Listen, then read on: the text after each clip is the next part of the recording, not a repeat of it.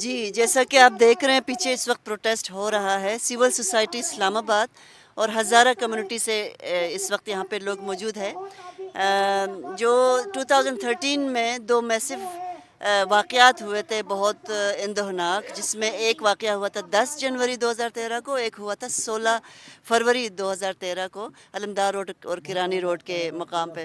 اس میں سینکڑوں جانیں گئی، سینکڑوں لوگ شہید ہوئے، بوڑھے بچے جوان سارے اس میں موجود تھے۔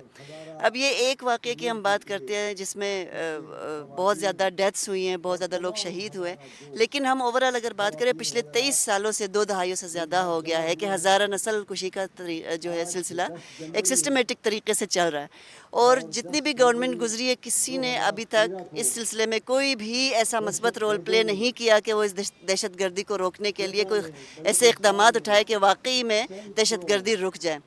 آپ دیکھیں گے کہ 3500 سے زیادہ جو ہے جانیں اس پورے 23 سالوں میں گئے، اسی طرح بہت سارے لوگ ڈسیبل ہے، گھروں میں پڑے ہوئے ہیں، لوگ ہجرت کرنے پہ مجبور ہو گئے۔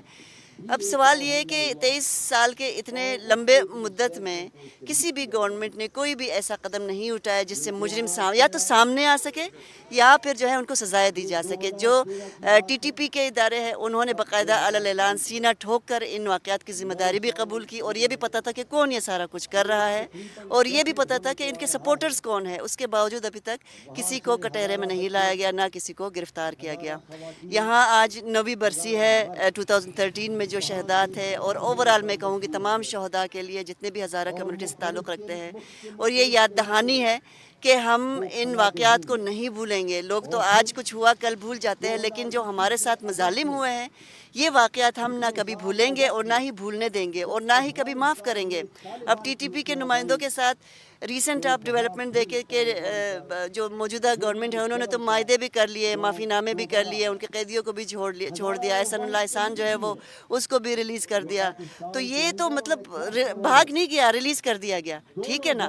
تو یہ ساری چیزیں آپ سارا کیا اشارہ کر رہی ہے کہ آپ ولنگ ہی نہیں ہے، پولیٹیکل ولنگنس ہی نہیں ہے کہ اس معاملے کو روکا جائے۔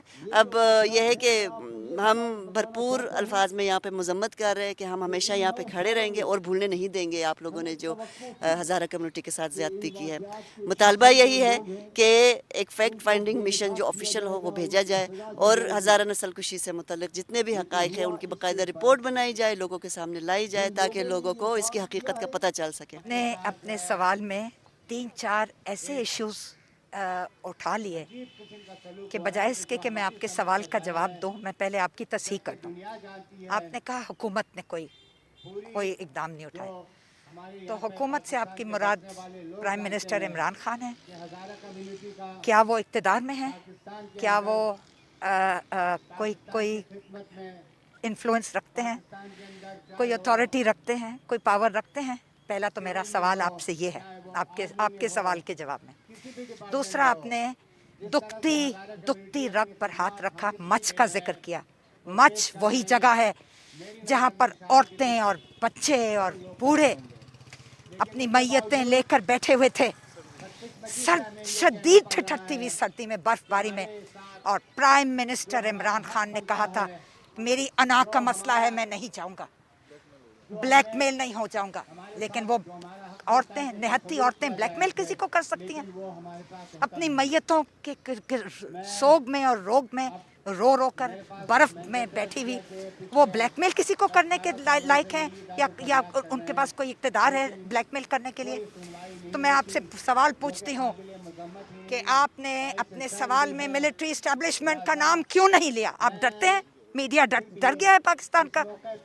آپ کو کہنا چاہیے تھا کہ یہ ملٹری اسٹیبلشمنٹ کی کون سی پالیسی ہے جو کہ آج تک پچھلے 45 برس گزر گئے اسٹریٹجک ڈیپتھ اور ملٹری ایسٹ سمجھتی ہے طالبان کو، چاہے افغان طالبان ہو چاہے پاکستانی طالبان ہو۔ ہم اپیزمنٹ نہیں کرنے دیں گے، ہم معافی نامے اور معاہدے نہیں کرنے دیں گے، ہم فورگیونیس نہیں کرنے دیں گے، ہم بھولیں گے نہیں، ہم نہ بھولے ہیں نہ تمہیں بھولنے دیں گے۔ آپ کی وساطت سے میں پہنچا رہی ہوں یہ پیغام۔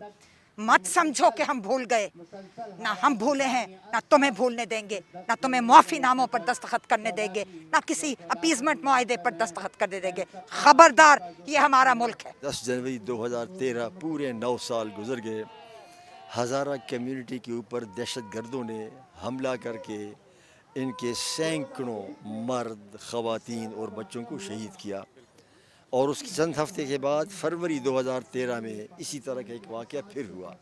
تو آج کے دن جو میرا پیغام ہے وہ یہ ہے کہ پاکستان کی سول سوسائٹی، پاکستان کے تمام ہیومن رائٹس ڈیفینڈرز ان کے ساتھ کھڑے ہیں، ان کے لیے آواز اٹھاتے ہیں، اور ہم یہ مطالبہ کریں گے کہ اگر پاکستان کی ریاست ان کے غموں کا مداوع نہیں کر سکتی تو پھر ہم اقوام متحدہ کے اداروں سے یہ درخواست کریں گے کہ آپ فیکٹ فائنڈنگ مشن پاکستان کو بھیجو اور ان پر جو مظالم ہو رہے ہیں اس کے بارے میں رپورٹ دو، کیونکہ 9 سال کا عرصہ گزرنے کے بعد ابھی تک کچھ بھی نہیں ہوا۔ ہم نے اقوام متحدہ سے مطالبہ کیا تھا کہ کشمیر میں فیکٹ فائنڈنگ مشن بھیجا جائے۔